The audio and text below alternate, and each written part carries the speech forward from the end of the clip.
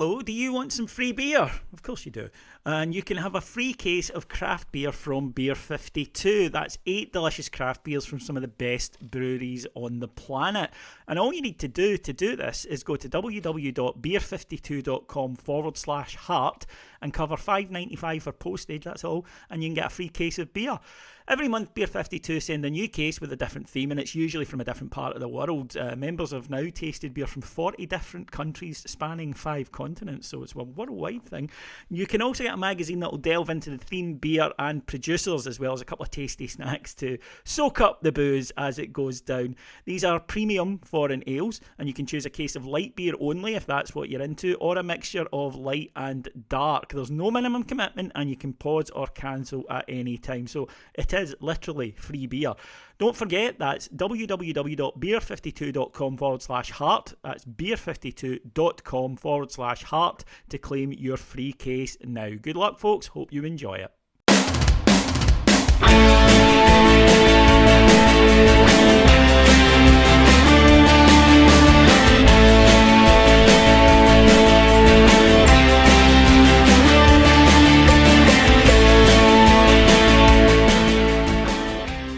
Hello everyone, my name's David Edgar. I'm the host of Heart and Hand, the Rangers podcast. Thank you very, very much for joining us as we get set to review yesterday's match against St Mirren in Paisley and look ahead to a couple of titanic tussles later in the week. Joining me to discuss it, all the way from Tel Aviv, is Andy Barnett. Good afternoon, Andy.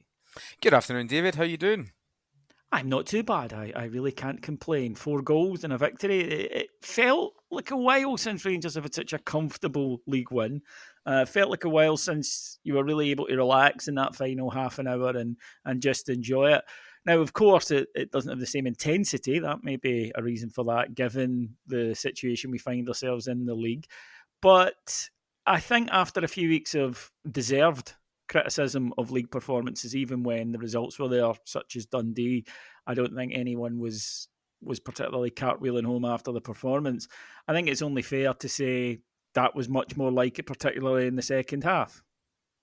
Very much so. We expect the Rangers teams, regardless of whichever generation we've watched them, to be dismantling teams in the lower half of the league by at least 2 to 3 goals. And when you get a 4-0, especially away from home, it's difficult to criticise. Listen, of course, there was moments in the game yesterday, particularly in that first half, where it was turgid like it has been. But what do we want? You know, we can't ask for more than 4-0, a clean sheet, and generally a lot of improved performances across the team, including the subs, by the way, that came on as well, and I'm sure we'll talk about that. Listen, a big improvement, but that is the benchmark for playing against lower teams. That's what our rivals have been doing all season long against teams like St Mirren and Dundee and Livingston, Ross County, etc. And that is what we expect from now on. Yeah, maybe a case of too little, too late. And I know that some of you will be listening and saying, David, keep believing. I've got to, hands up. Had we beaten Celtic last week, I absolutely would have been believing, but I just don't at the moment. Not because of what we need to do, although I think it's a legitimate point to say that we haven't really looked like stringing 6 solid wins together all season, but I don't see them dropping enough points. We now need we need to beat them, and then realistically them need to drop points in 2 matches because of the goal difference. So I just think it's there's no signs of an imminent collapse over there. Now, that doesn't mean that the season has got nothing to play for. I mean, no Rangers game is unimportant, and we want to finish as strongly as we can. But more importantly, Andy, we need to take some form, which we haven't been showing. I thought we were quite poor in terms of not only the overall performance, but chance creation. Too little of it against Celtic and completely non-existent against Braga. Now, the level of opposition is wildly different, but even so, it was good to see us attempting more, braver in possession, quicker in possession, and playing with Kemar Roofe as opposed to at him as if he was Alfie. Yeah, well, the first point you raised about not creating chances, it's always worrying for a team, I think, if you're not creating chances at all, because then you've got no chance of winning a game at all. And a team like Rangers should be creating chances in every game that we play, including European matches, even though sometimes we will expect to have less possession and the other team to have more than what we'll have in the final third. we have the players in this current squad, and we have throughout our history always had players that can create something. And when that isn't happening, it's okay. That's problematic because it's to do with the way we're set up. So it's much more pleasing yesterday to have watched a team create 22 or 23 chances a goal throughout the game. And then with regards to Roofe, you give him chances inside the penalty box, he will take them. That's his skills. That's his strengths. When we ask him to do the Alfie job and drag defenders out wide and hold the ball up to bring others into play, it's not quite the same level. You saw yesterday, though, David, that he did have some nice flicks and tricks at time but it was quick. Whereas with Alfie, he uses his physicality. With Roofe, it was much quicker, and I felt that was very useful indeed against, with all due respect, weaker defences. But that's what you want. We want a player, a forward player inside the box and scoring goals. And Roofe gives us that. Whenever I've seen him play this season, he's looked like he can score goals, and we're going to need him in the next 6 weeks of the season because he's our main man now up front. He absolutely is, and he was quite bullish in his interview afterwards. He was asked if that showed that it proved that he could get the goals with Alfie at the team, and he said, well, I think I have proved it. I think if you look at my goal record the 2 seasons I've been there, and his goal record is excellent. I mean, he is 1 and 2 for Rangers just about. The issue has always been, of course, his fitness, and the problem with somebody who suffers a lot of injuries is that it's not just about they're injured, they're out the team, and then they come back in and you get a certain level. There's that build-up to a certain level, and then you get the good period, but it means there's a lot of games in between where they're searching for both fitness and sharpness. And I think that's been the case with him, that there's been a lot of matches where he hasn't played well. When he's in form, like yesterday, you absolutely see what he brings to the team. But I think that maybe not playing on Thursday was almost a challenge to him, that we were needing goals and the manager didn't go with him for that particular match in Braga. And I think that hopefully acted as a motivator for him. I think that the issue that we have, right, first of all, nobody can do for us what Alfie does. It's that simple. Nobody can. And you have to accept that when he's not in the team. Very rarely is he not in the team. So I understand there's a level of mental conditioning there, that you go on autopilot when you're playing and you do things. That's why you train, to be able to do that, to do repetitive things almost by rote, almost by memory.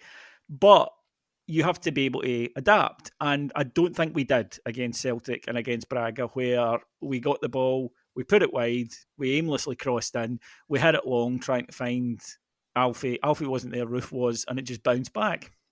Yeah. And I think that at the weekend, we did mix it up. We were a little bit more aware. Now, all of this, of course, is caveated by the fact that St Mirren are a poor side, right? I don't think that we can attempt to break down this game without getting into that. They've lost, I believe, 6 of their last 7. They'll probably be all right from relegation, simply because I don't know, with a 6-point gap to the playoff spot, I'm not sure that St Johnstone or Dundee are capable of bridging that. But you certainly don't see St Mirren picking up a lot of points between now and the end of the season. So there was that in mind. Equally, we've gone to places like Dundee, who are a rotten team as well and struggled badly not that long ago. So I think it would be slightly churlish to say, well, it doesn't matter. It does matter, clearly. We've got these big games coming up. But I think you saw by the selection that the manager was slightly looking ahead to Thursday night, as he should be, by the way, because Thursday and Sunday are much bigger priorities, realistically, than what we saw yesterday. Let's deal with the injuries first of all then. And John Lundstrom went off. The manager says he's hopeful he'll be fit for Thursday night. It looked a precaution again. That's maybe looking at the next game ahead, understandably. Philip Helander, though, broken foot, going to be out for a while. Incredibly unlucky. A rotten season for him in terms of injuries. And that has prompted some Rangers fans to suggest... Sorry, go on. No. I was going to say it's just awful, isn't it? Yeah.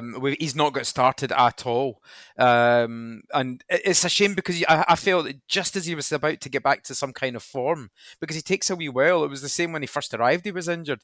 Took him a few weeks, and then boom, you're like, "Oh, this guy's probably the best defender in terms of reading the game that we've got at the club. He's a proper stopper." And then it's just been stop-start for him pretty much ever since. And whenever he's played, the team looks so much more comfortable. So it's devastating for him, but also for us, I think, because he's for me alongside Goldson, that's our most solid and consistent partnership when they're fit. I think so too, but it leads to another issue. Now, I know we're going to have a lot of change in the summer, quite clearly. There's going to be a lot of players going. Goldson, for one, looks like he'll be on his way because clearly he hasn't signed a new deal. So he looks that he'll go in, and he's been an absolute stalwart. And regardless of what people say, one of my pet peeves is when people say, they're not trying.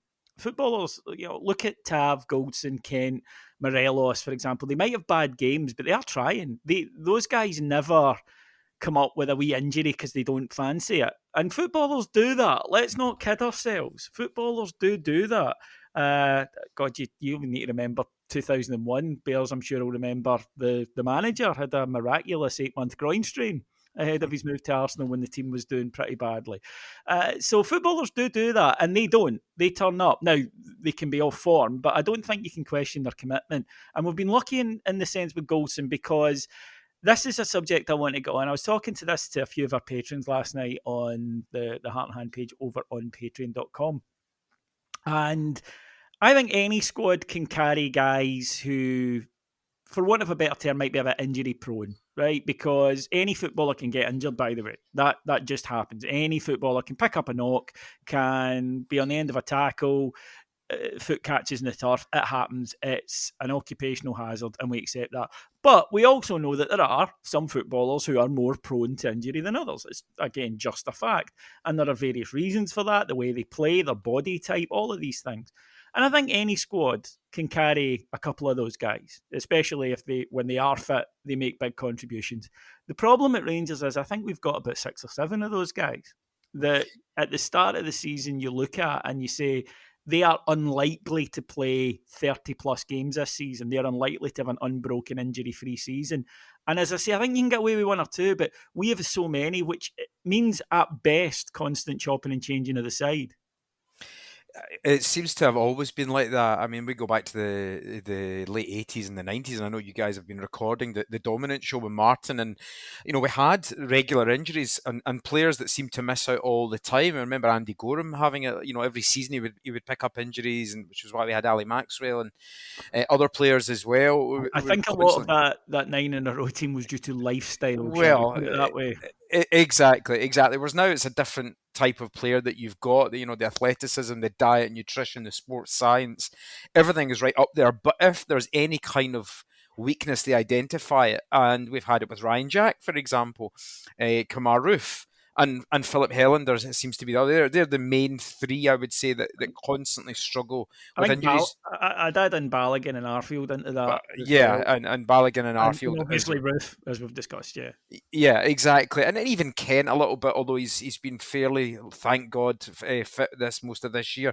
But there has been for the last 2-3 years, it seems like an excess of players in this category that are constantly getting injured, and you just can't trust, and you worry. This is the thing, when you're watching them, you worry every time a challenge goes in a 50-50, or they land funny. You're like, oh God, he's going to do his ankle again, or there's Jack going down, I wonder what he's done this time, or is that his calf, and I think it's hard because it does disrupt the whole style of play, but also how we as fans are watching it, we know that without this player that we have to change something, and it's going to disrupt everything about the sort of 11 on the park, plus what's going on in the training pitch as well. Yeah, it's hard, but then do we get rid of those players? Well, will somebody want to come and buy them, David? That's the question. If there's an injury-prone player like Helander... No, we did. We did, but then... There's always a club. That's the thing, because it's, you mentioned there, it's a Rangers phrase over the last 30 years. If we can get them fit, yeah, that is the Jordan Rossiter phrase. Yeah, absolutely. But it goes back further. If we get him fit, what a player he'll be. And I think we added, of course, Ramsey into the squad this year as well, and he was another one that we knew coming in, but it's taken longer than we all hoped. for Yes. him to get back up to that finish. And look, again, before anybody says, oh, they're getting injured, you can't blame them. You're absolutely right, and I'm not. I'm just saying that from Rangers' point of view, which is the thing that in the end we all care about the most, that you've got to be realistic and say, can we have 5 or 6 key players on good wages that we know realistically, based on the evidence that we have of their time with us and their previous career, are not going to be fit every single match for the stage they are in their career. Now, realistically, nobody's got to be fit every single match. I'm exaggerating, but you can pretty much guarantee that the players we mentioned will miss large chunks of the season. And again, I think that's bad for continuity. You will miss certain players, but it's not just about they pick up an injury. If a footballer could come back and be right at his level straight away, that's wonderful. Ryan Jack, to be fair, has managed it, but overall they can't. They take a little while to get their fitness, and that again hampers the team, and I think also hampers perception of them. But to the game itself, then Rangers perfect start, wonderful cross in from Ryan Kent. There was Kemar Roofe with a header. Bit of a nothing game in between, in all honesty. I don't think Rangers were ever under any bother, but weren't really creating much. And then after a great opening 2 minutes, there was a great ending 2 minutes. Ramsey making those runs that he can. It doesn't matter how fit he is, he'll always be able to do that. He should have scored. I was actually surprised he didn't. But Rangers, to our credit, I think, didn't then go, oh, we were so unlucky. They immediately got the ball back. Ramsey with a good pass out to Tav, delicious ball in, and Roofe with a header the other corner side. And I wanted to pick out something about Kemar Roofe, and that is his movement. That if you look at the way St Mirren are lined up for both those goals, the line is fine. Their line is fine, and their players are where a manager will drill them to be. Zonal, that's where you should be. You're there to deal with the cross. And the difference, I think, was that twice Rangers picked a man out as opposed to putting it into an area, which I think is the parlance. That twice, Kent and Tav looked up and saw where Roofe was likely to be. And his movement is superb because as a footballer, as a striker, anyone who's played even, at the levels that you or I or any of the listeners played at will know if you play up front, I did, you get told, hit a post, basically. If you see a guy out there with the ball, hit the near post, hit the back post, be in one of those areas. And defenders are wise to that. What they're not wise to is somebody doing what Roofe did. McCoist was the absolute king of this, Andy, where you don't run about willy-nilly. You go into the box and you stop, size it up, and just take a wee step. And that stopping in the midst of all this activity throws off defenders so often, and then spring left or right. And then when the balls arrived at them both times, the headers were perfect. First one down into the ground, no chance for the goalkeeper. I know some people said it was close to him. Listen, it would have been a Gordon Banks versus Paisley save if he'd got that one. It was perfectly placed, powered right down. And the second one, I think, is even better because it's slightly behind him and he's got to crane his neck and twist it and generate a wee bit of power into it. It was a delicious, perfectly placed header. Great strikers' goals. They were fantastic, and that movement that you talked about is something that these players are. It's an intuition that they have that you want it from your penalty box striker, and we've got to start doing this every match now. That is particularly domestically in Europe. I'm not so sure that the defenders won't be able to switch on to that as quickly as St Mirren were. We'll have to wait and see, as slowly as St Mirren switched on to the other way around. It'll be interesting to see if we get those kind of chances on Thursday night, and if we do, Roofe won't have maybe 2 or 3 glorious chances in the game. He might get one and he'll have to score it or at least get it on target. But the signs are positive, and that's what I like a hat-trick, and particularly those 2 headers, his movement, his timing, the crossing as well. Like you said, picking him out is... We complain constantly about Tav and Barisic and whoever else. It's all well and fine getting up and whipping in 30 crosses into the box, but if they're going to the first defender or clearing everybody to the back, then that's not doing very good. But if you can pick somebody out, like we did at the weekend, and you've got a guy with the quality of movement and finishing that Roofe has, we will get goals. It's as simple as that. The other thing you mentioned before about the commitment, I just wanted to sort of touch back on something, is that I think as Rangers fans, we're very impatient. We know that. And we have had a rough season for multiple reasons, of course, which we wouldn't need to go through them all.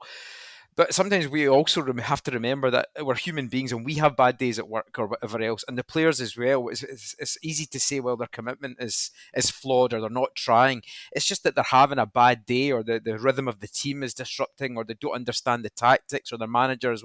It's the same.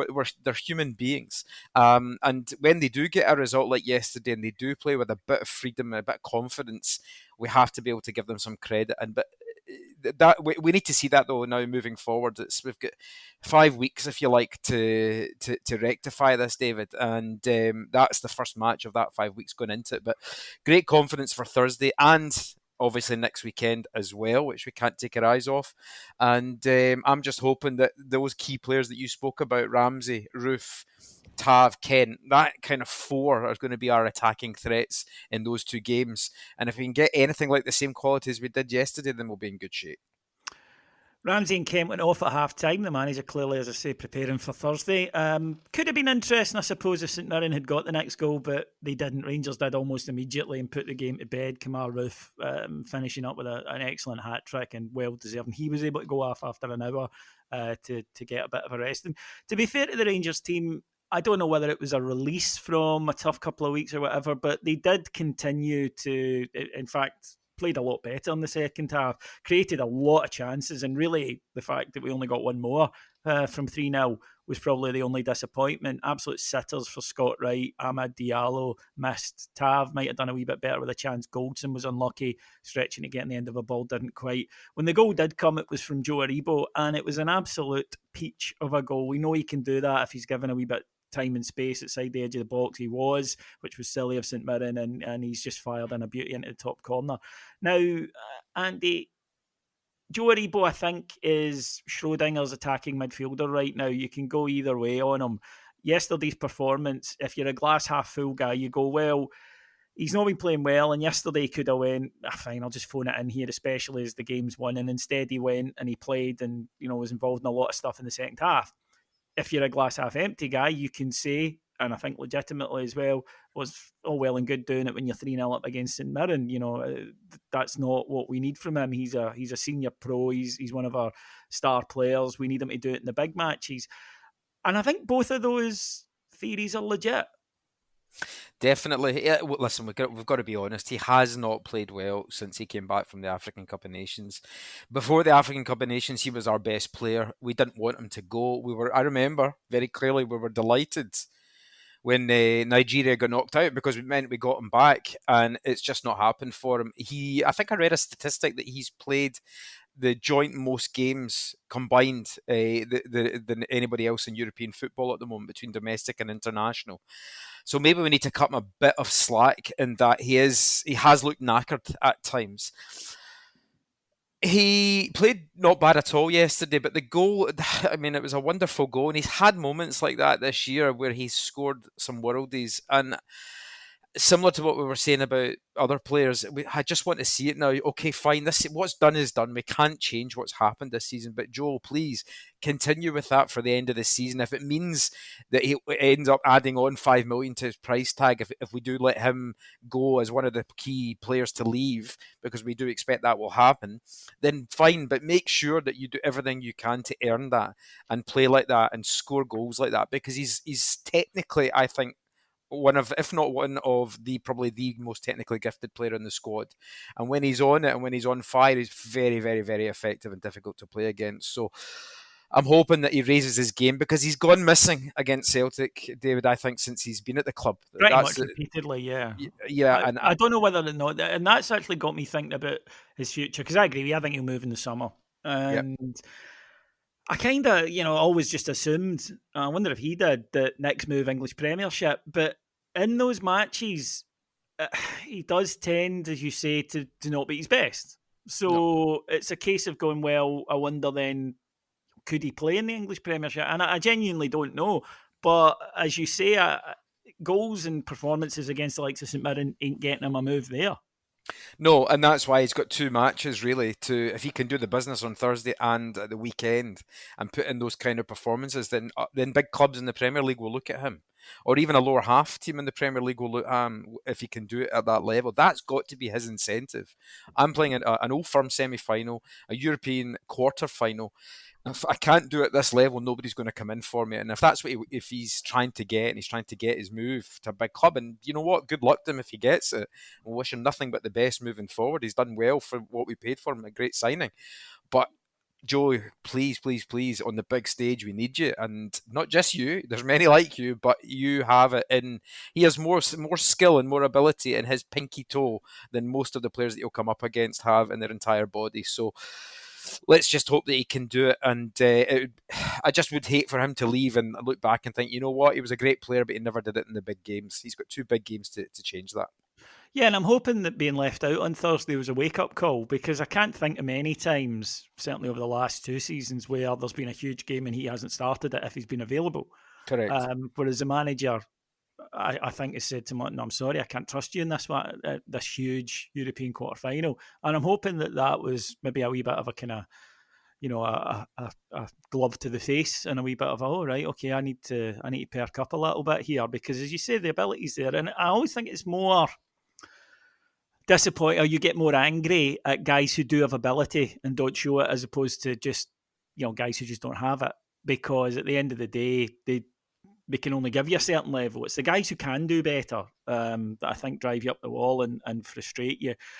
So that's us discussed a few of the players. There's a couple of other guys that I want to talk about. First one, Stephen Davis. Oh, how I have missed his wee face.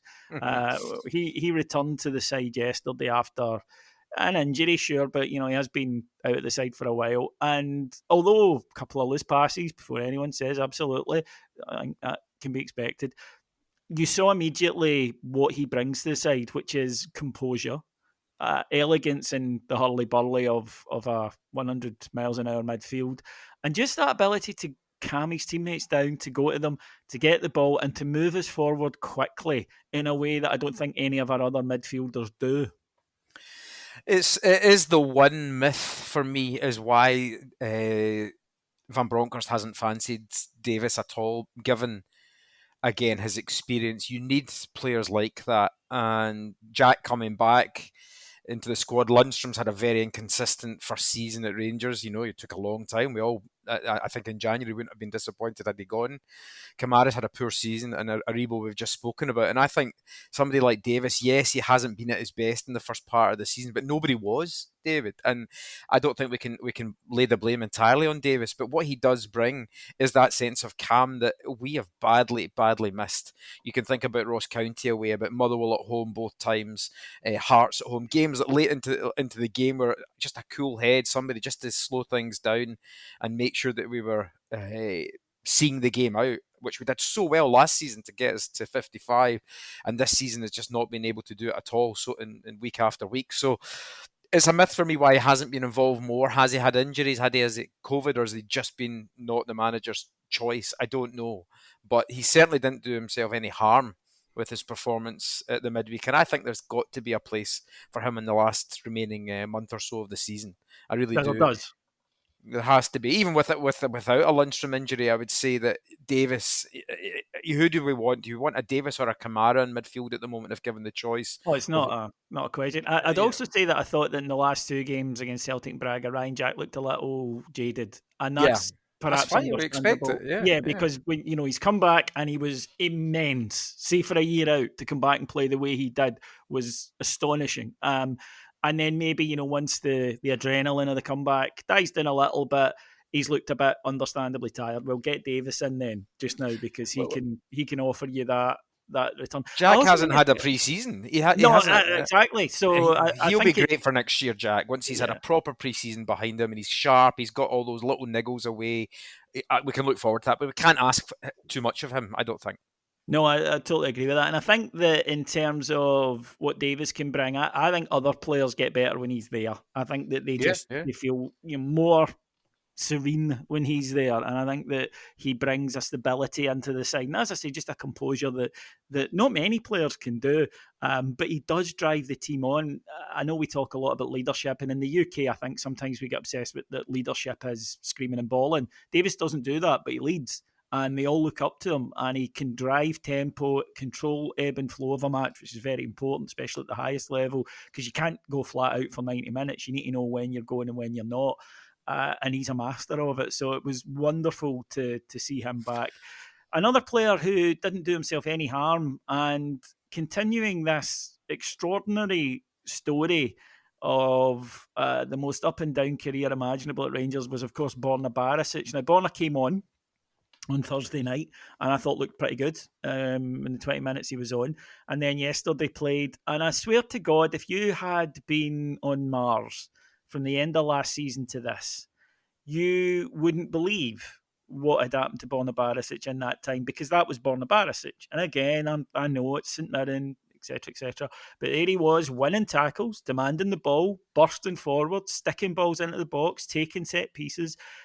I don't think I've ever seen a footballer in all my time watching Rangers who there was no in between when it comes to his levels of confidence. He's either tip top or he has none. Borna is never sitting at 50% confidence in the old champ manager rating. He either top of it or zero. And I don't understand what causes it, because, sometimes it drops off when the team are doing well. But when it does, because he's a shadow of himself. And when it's there, you go, what a good player he is. Great to have him. And who'd have thought that he would pop up in the last couple of games and you'd go, oh, wow, Barisic. If the real or the good Borna is back for the end of the season, that is enormous. It's wonderful. I mean, I think having about a month and a half pretty much out of the team. Listen, at Parkhead, I think it was fair to say that most Rangers fans had it with Borna because of the way he just did not switch on at all and head down, allowed the 2 goals against him pretty much from his side, and it was embarrassing levels of defending, and he hadn't been on a good run of form anyway. I don't think it's unfair to say that a lot of Rangers fans maybe expected that he was done. And we may still see him sold in the summer. It might be the right time to get in a new left back, because I don't know if Calvin Bassey long term is the left back. I think he's more of a backup for centre back. He still seems very raw. I mean, he's had a great season, probably our most improved player. But is he long term going to be our left back? I don't know. We maybe need either Borna to come back or a replacement for him. It's so frustrating watching him, because he has a beautiful, beautiful left peg, and I know it's one of those cliches in football, but it is just a commodity to have that. And like Roofe, like Davis, maybe he's got something to offer us, and maybe he's had the kick up the arse, the time out the team to look at what's going on and what Bassey gives us, which is physicality, which is keeping going, not letting his head go down, and giving his all. And maybe he realises that that's the levels that he needs to do minimum. And then he can add his technical qualities on top of that, and he could be the best left back in Scotland again if he gets back up to that. But it just seems to be throughout his 4 years at the club, good 3 months, bad 3 months, good 3 months, bad 3 months, and we kind of, where does it end, David? Like when do we get to the stage where we think we need that Asasa Papac type player, a 7 out of 10 every week? Is that moving forward? Do you want Barisic as our long-term left back, or do you think maybe it's time for a change? I don't think he will be the long-term left back. Again, I think that we are entering a period of change, and I don't think he'll be about. I think Bassey is seen as the future, perhaps understandably so. But in terms of what a Borna Barisic at the top of his game can provide, it's a hell of an option. He doesn't have the physicality of Calvin Bassey, who does, but he does have a magnificently skillful left foot and an ability to put balls into the box that other people could only dream of. So he's a great option to have. But as I say, he's such a peculiar guy, and we'll look back on him, I think, with a lot of fondness for certain occasions, and then someone will bring up, and remember those games though where he just looked like a child had been put into the, and a very small child had been put onto the park. And it's just odd, because you see guys and they're not quite on it, or their confidence levels aren't all that they might be, but with him it's total. It's just, it absolutely envelops him, And opponents must see it when his they shoulders are do, they down and they do, think, I'm they going to do. get at him, you know? They do. Absolutely, they do. Because you're right. He's one of these guys that if we can tell from the stands, then someone can tell on the pitch. There's zero doubt about that. But, good time to get it back, because I must admit, I thought that we wouldn't necessarily see that again in his time at Rangers. And the other one, of course, was Leon King.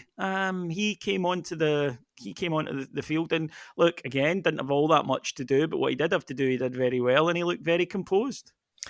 It was great to see him, and I'm really happy. I've got to give Gio credit because he could have brought in Balogun, which would have been the easier option, the safer option, but he didn't. He gave King a game. And listen, we've all said in the last week or so, since we knew that the league was pretty much gone, done, why not give King and Lowry when he's fit, and maybe even Robbie McCrory in goals?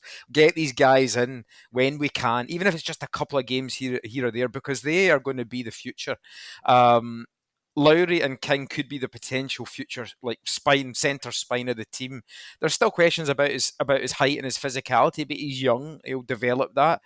But he just looks so calm and settled, kind of a bit like how Danny Wilson did, if you remember, 10, 12 years ago when he broke into the side, slotted in alongside Davy Weir and just looked very, very comfortable on the ball. He's a footballer, I think, with Leon King. We can see he reads the game, he passes the ball well, keeps it very, very simple, and that's what we need in Scottish football, and it's something that we've badly lacked across the back line this year. So yeah, I'm delighted, and I've got to give Gio credit there because again, he could have stuck Balogun in there when Helander got injured, but he didn't. He has faith in Leon King, and hopefully that we'll see him and Lowry, if he's fit, get some game time between now and the end of this season, because I think we're going to need them next year when there's going to be the sort of huge turnaround that we all expect. Yeah, I definitely think that there's going to be a lot of changes. And hold my hand up here, folks. I don't know if Leon King long term is going to be good enough. I know how highly rated he is. I know the guys who cover the B team on Heartland, James and Ross, they rate him highly. I know, you just need to listen to people at the club in their interviews. They speak highly of him. What I would say is I would rather he was given an opportunity than we bring in someone on, a big wage. And the same goes for Charlie McCann and Alex Lowry.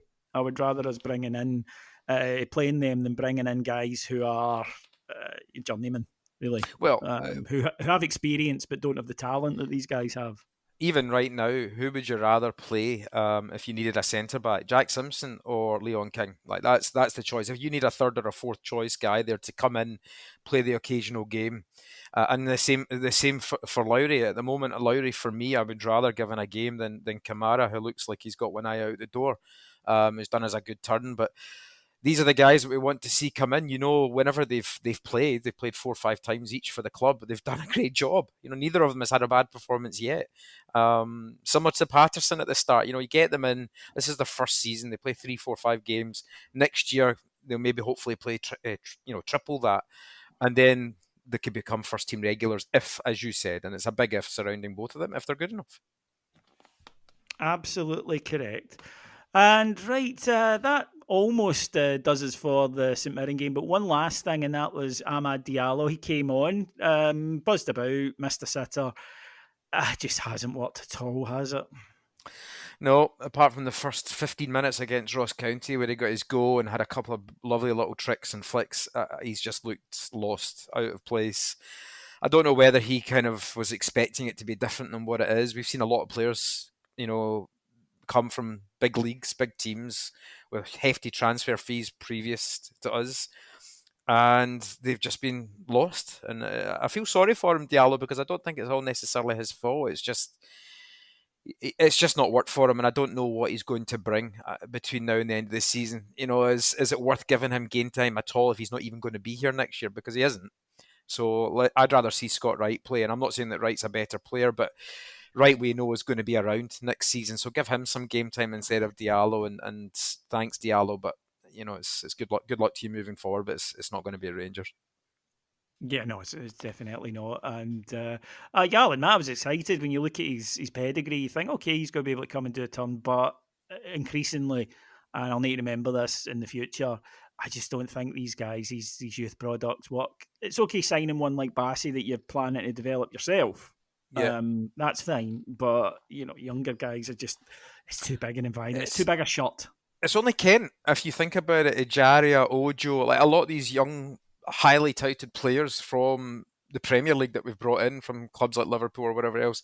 Kent is the only one I think we got on loan first that's actually worked out, that we've wanted to sign. The rest of them it hasn't. So I'm not sure that's the route that we want to go down. I agree with you, David. I think it's maybe better that we develop our own players.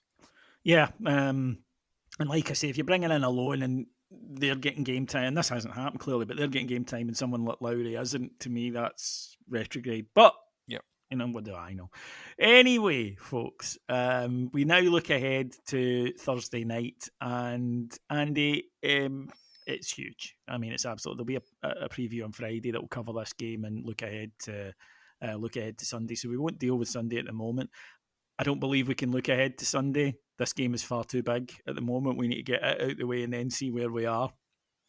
Well, And it's just, if you'd said to me at the start of the season you'd be taking on a team like Braga, and I was there Thursday night in Braga, they are not as good a side as the one that we played a couple of years ago. They're just not, okay? They're good, but they don't have that explosiveness that Braga side had. And I think that I was a little surprised in the second half that they were happy to consolidate. And I think Rangers defensively got much better after a complete bomb scare of a first half. I think switching to the three helped a great deal, although we had zero, and I do mean zero, attacking threat in that second half. We could not get anything going whatsoever. But Braga were quite happy to, we'll win 1-0. If we get a second, great, but we're not conceding. And at the end of the game, I was speaking with some Portuguese fans, and they were a bit surprised at us, saying, happy enough with a 1-0. And they were saying, well, it's a great win for Braga. And I thought, well, you could have put us away tonight. And I think that you probably should have. And I'm hoping with all my heart that they are regretting that come full time on Thursday.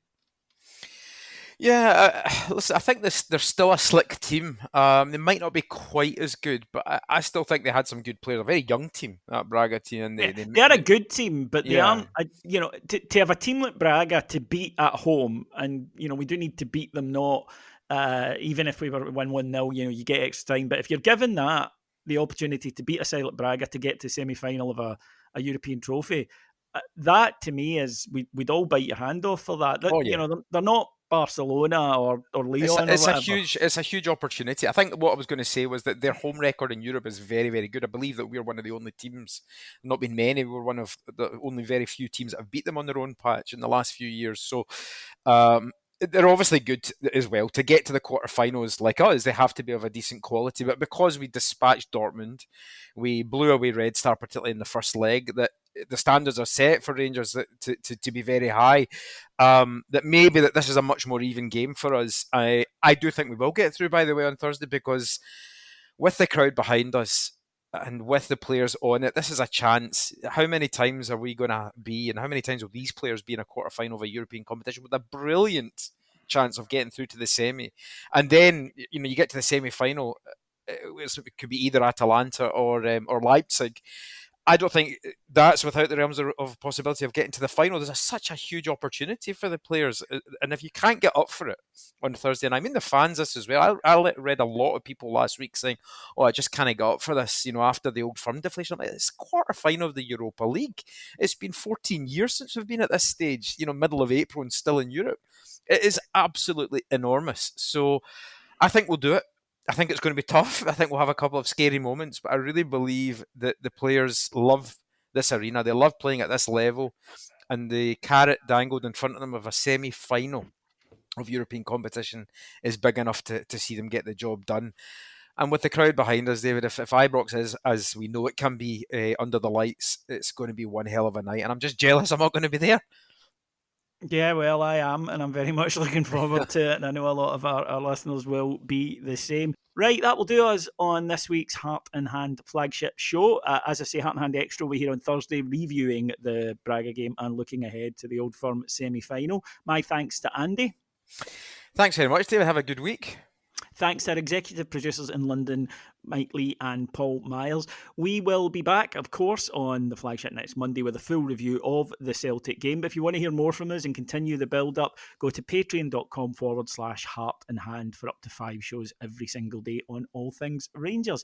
Thank you very much for listening, and I hope that the next time I talk to you here next week, we are celebrating 2 sensational victories. Thanks for your time, everyone. Bye-bye.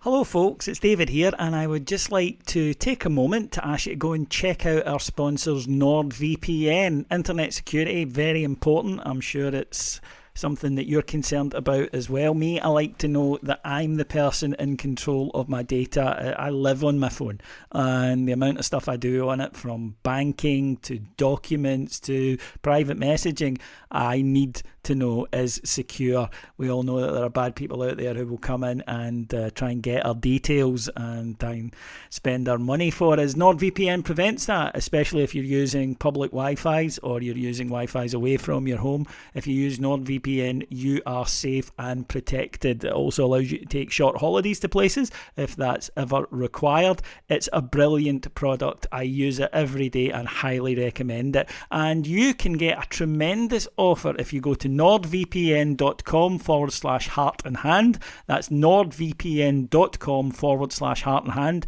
or use the code heart and hand to get up to 70% off your NordVPN plan. You'll also get 1 additional month for free. Risk-free with Nord. It's 30-day money back guarantee. So all you need to do if you don't like it is just say nope, and you'll get your money back. So go and check them out. As I say, it's very important. You'll get peace of mind. Go to nordvpn.com/heart and hand.